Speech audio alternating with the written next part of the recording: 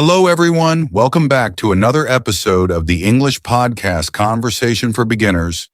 I'm Jason, your host for today's episode, and I'm joined by my wonderful co-host, Julia. How's it going, Julia? Hi, Jason. Hi, everyone. I'm doing great, and I'm so excited to be here.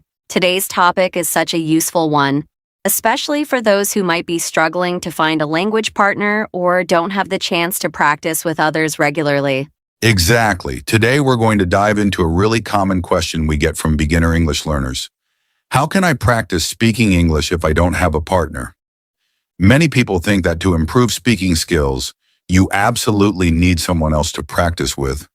But that's not necessarily true, is it? Not at all. While practicing with a partner can definitely help, there are so many ways to practice and improve your speaking skills on your own. And the best part?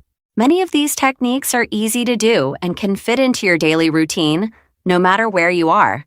So, if you're a beginner or feeling shy about speaking in English with others, you're in the right place. Absolutely. Today, we're going to cover a variety of solo practice techniques that you can use to improve your English speaking skills on your own.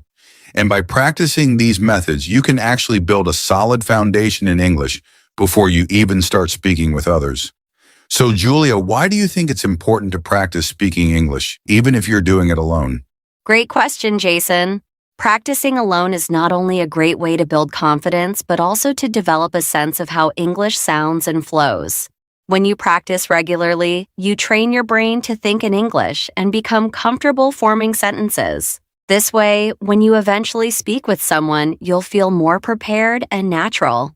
That's so true. Plus, practicing alone lets you go at your own pace. You can take your time, focus on areas you want to improve, and repeat exercises as much as you need to. And for many beginners, it can be a lot less intimidating than trying to speak in front of someone else right away. Exactly, Jason. And just think about it. By practicing on your own, you're creating an environment where you can learn and experiment with English without the pressure of someone listening or judging. You can try different expressions, play with your pronunciation, and make mistakes without feeling embarrassed. That's such an important point, Julia. Making mistakes is part of learning, and when you're practicing by yourself, those mistakes are just steps toward improvement. So if you're listening and you're worried about making mistakes, don't be. Every mistake is a chance to learn something new. Well said, Jason. So today we'll go over several techniques that make practicing English alone not only effective, but also fun. Whether it's through shadowing, recording yourself, talking to yourself, or using resources like language apps, we've got a range of methods to help you become more confident and fluent over time. And remember, these techniques don't require any special equipment. All you need is your voice, a bit of time, and a willingness to try.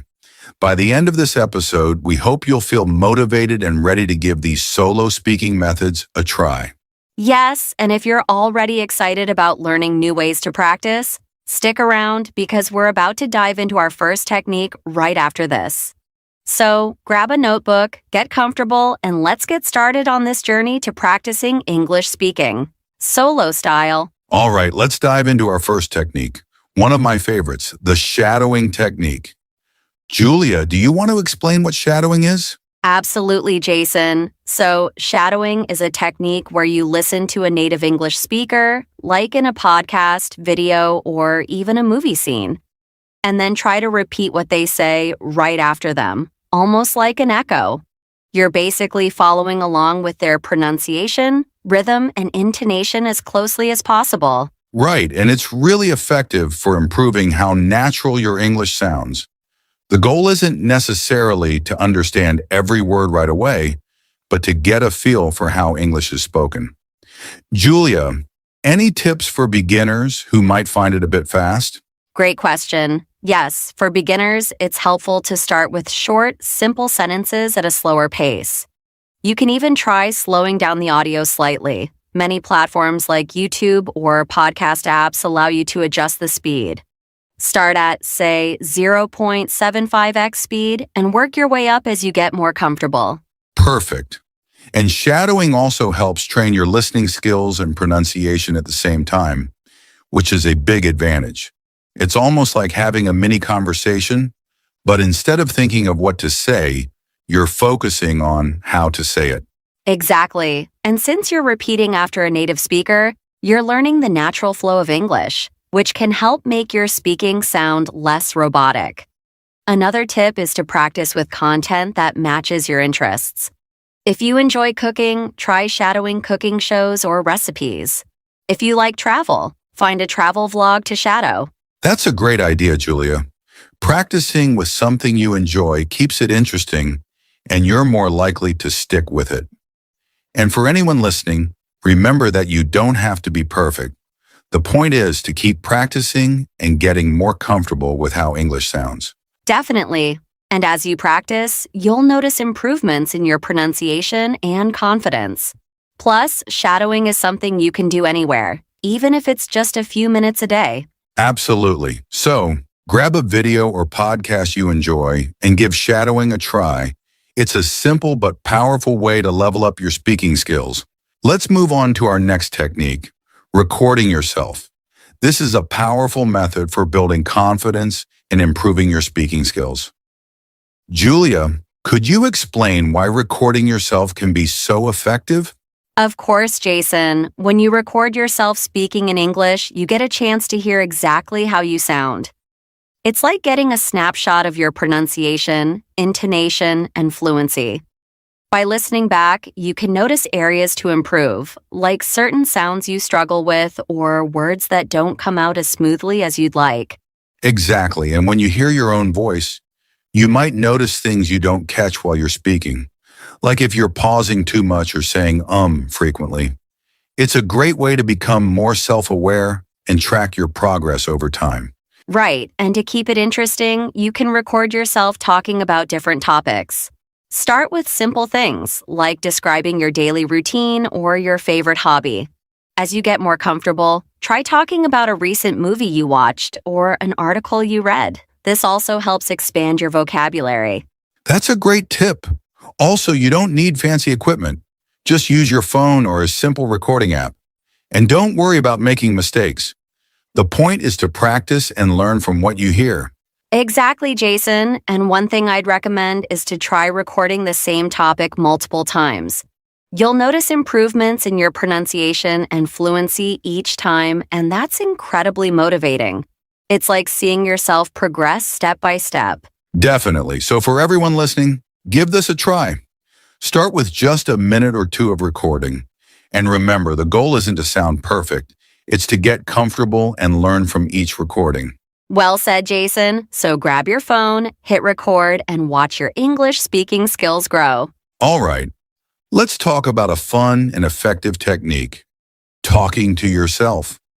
This might sound a bit unusual, but it's a fantastic way to practice English when you're on your own. Julia, want to explain how it works? Sure, Jason. Talking to yourself in English is like having mini conversations with yourself throughout the day. You can talk about what you're doing, like, I'm making breakfast now, or describe what you see around you. It's a great way to think in English and build fluency without any pressure. Exactly. And what's great is that you can do this anywhere. Whether you're at home, in the car, or taking a walk, it helps you get used to forming sentences quickly, which is essential for fluency. Yes, and it's also a fantastic way to practice new vocabulary. Let's say you're learning words related to cooking. While you're making dinner, you can describe each step in English. Now I'm chopping onions, I'm adding salt, and so on. This makes learning more natural and memorable. That's a great example, Julia. And for beginners who might feel shy, remember that no one else has to hear you. You're just building confidence and practicing forming sentences. Exactly. And another tip is to narrate your thoughts. If you're planning your day, say it out loud in English. Today I need to finish my assignment and then go to the store. This way, you're constantly using English and training your mind to think in the language. Great idea. Talking to yourself also helps reduce translation time because you're practicing thinking directly in English. The more you do it, the quicker and more natural it becomes. Absolutely. So, start with small phrases and build up. It may feel strange at first, but it's one of the easiest ways to make English part of your daily life. Now let's move on to a technique that uses technology. Practicing English with online resources. There are so many great options out there. Julia, what's your favorite way to use online tools for solo practice?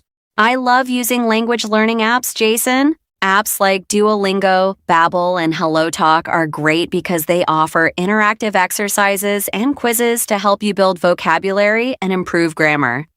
Some even have speaking exercises, so you get to practice pronunciation. Absolutely, and besides apps, there are tons of free videos and podcasts available.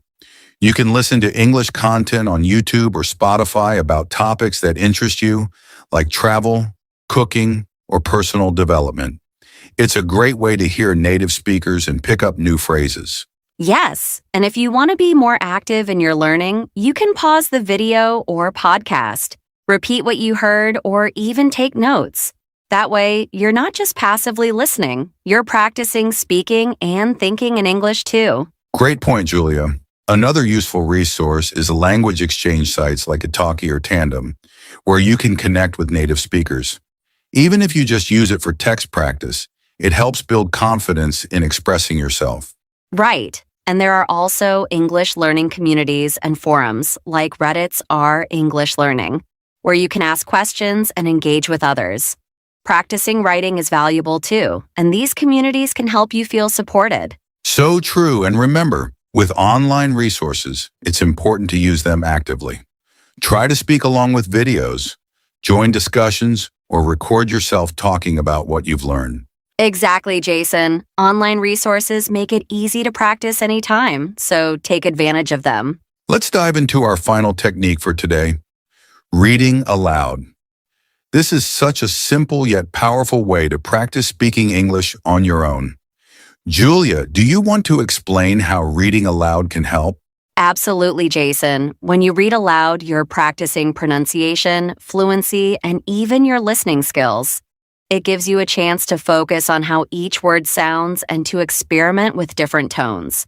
Plus, you get to hear yourself speaking English, which builds confidence. Exactly. And the great thing about reading aloud is that it doesn't require anyone else. You can pick any material you like, maybe a short story, a news article, or even your favorite book in English. The key is to choose something that matches your level so you can read smoothly. Yes, and if you're new to reading aloud, you can start with children's books or beginner-level texts.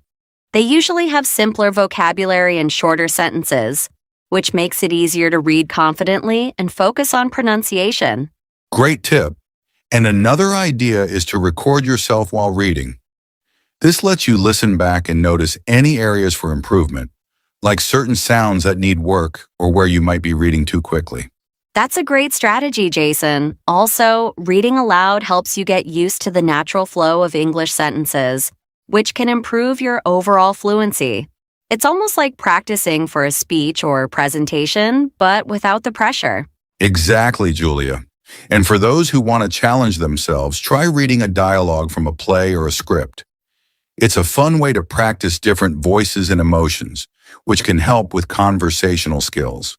Absolutely. So, find something you enjoy reading, grab a quiet spot, and give it a try. You'll be amazed at how much this simple practice can improve your English. And that brings us to the end of today's episode. We've covered a lot of effective solo techniques that can help you practice English speaking on your own. Just to recap, we talked about the shadowing technique, recording yourself, talking to yourself, using online resources, and of course, reading aloud.